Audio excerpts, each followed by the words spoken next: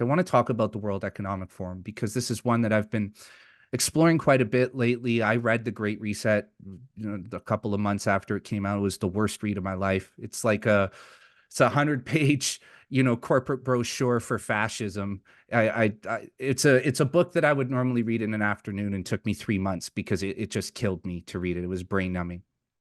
But I've had this thought lately, and I want to run this one by you, and you can tell me what you think of it. Um, I think that the World Economic Forum is a front organization, and I think they're a front organization for a bunch of different groups. But I think one of those groups is the Chinese Communist Party.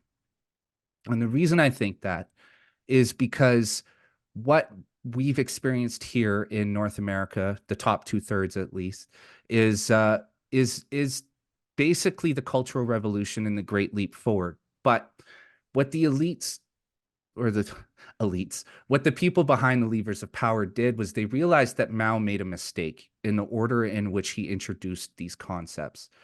Mao's Great Leap Forward, he introduced that first. And by the time he had that ended, he had largely starved to death most of the Chinese people. And the people who weren't dead were starving to death.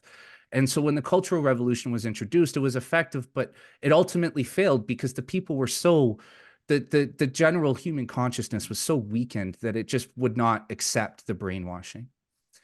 And what I've seen happen in the West is a reversal of those, is that our cultural revolution occurred first, and we are about to enter into a great leap forward under the cover of climate change. At least that's the way I perceive it.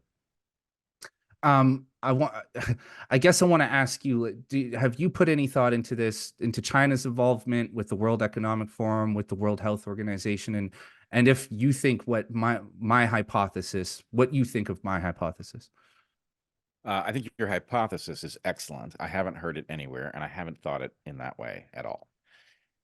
What I have thought in parallel is that we are permanently back on our heels because it's very hard to get your mind to stop thinking in terms of nations and political parties and, the familiar entities that circulate in the world and adjust the way power is wielded.